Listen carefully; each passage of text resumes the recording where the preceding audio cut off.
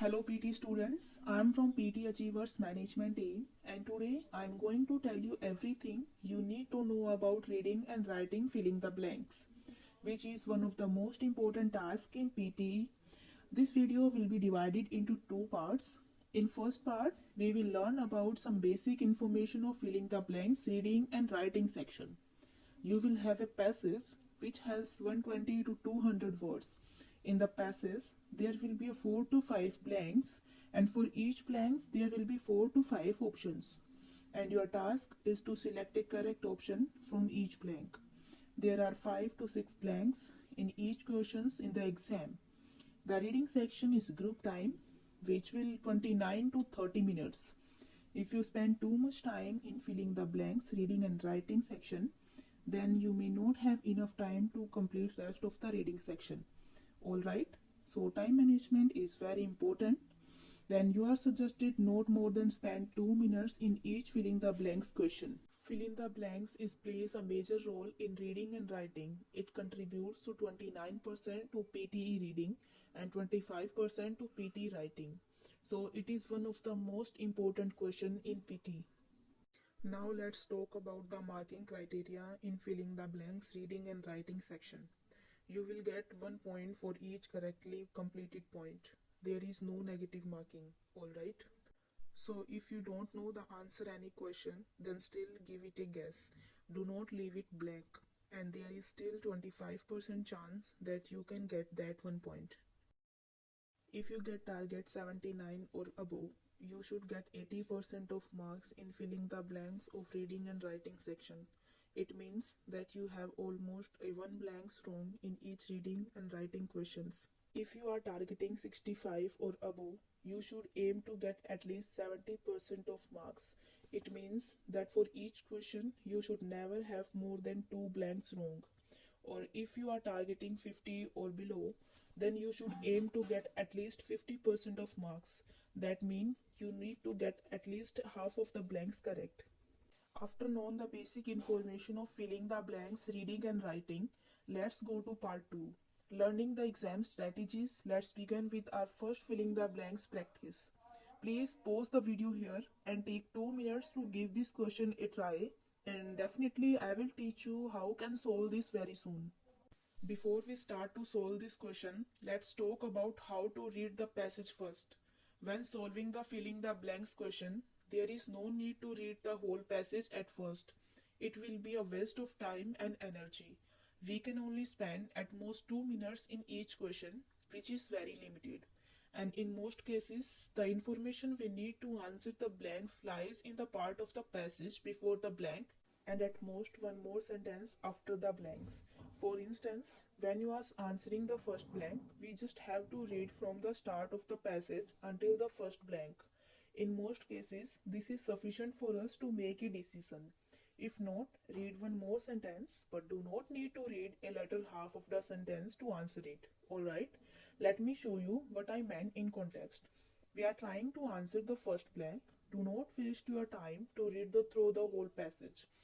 We just need to quickly answer from the passage until the sentence with the first blank.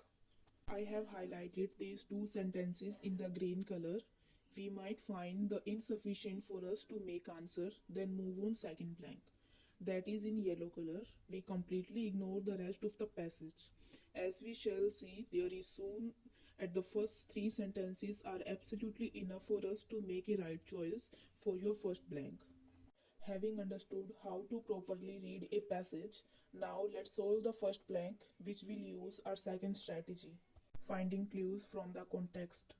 When you are reading, pay close attention to all the details that might be related to the blank, which are words, similar meanings, and that discuss similar subjects, especially in the sentence before and after the blank.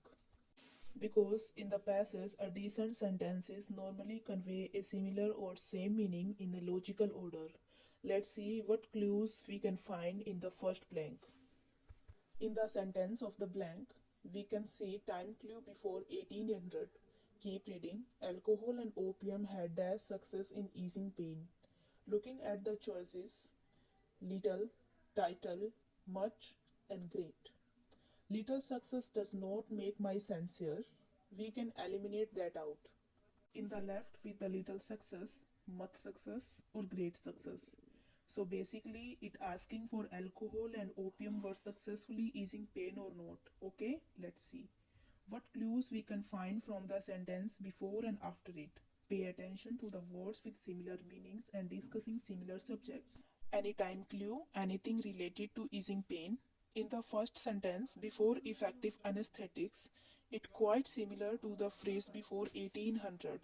The both used for the sentence before. Obviously, this is not a time clue. Keep reading. Surgery was very crude and very painful. It discussing a similar issue as our blank, something related to pain. The word painful means in surgery, people felt pain. So it was not successful in easing pain. Now let's take a look at the next sentence. Laughing gas was used in 1844. In 1844 is not a time clue, and 1844 is later than 1800, mentioned in the second sentence. In dentistry in the USA, but failed to ease all pain, is talking about pain again. Failed to ease all pain indicates that it was still not successful in easing pain in 1844. Now let's get to these clues together. Before effective anesthetics, it was not successful in easing pain in surgery. Then before 1800. But in 1844, it is still not successful in easing pain. So now we can be sure that before 1800 must not be successful in easing pain. Thus the answer for the first blank is little. Little success means not successful. And obviously, in order to solve these blank, we need to have some grammar knowledge. Obviously, it is testing our grammar knowledge here. There is some basic grammar knowledge that you have to know for the PT exam. It includes tense voices, basic sentence patterns, and different type of clauses. There are 12 basic tenses in English, including present simple, present continuous, present perfect continuous, past simple, future simple, and so on. Alright? And two types of voices, which are passive voice and active voice. Basic sentence patterns are the simplest sentence pattern in English, such as subject plus linking verb plus implement and subject plus intensive verb, etc. You also need to know about different types of clauses and how each of them is used. For example, relative clauses, subordinative clauses, etc. etc. These grammar points are often used in the exam. If you find yourself unfamiliar with any of these terms, make sure you search them all and read them later. If you're interested in some grammar lessons, you can leave us a message below in this video and we will put into consideration. If you really like our video, then subscribe our PTE Achievers channel for new notifications.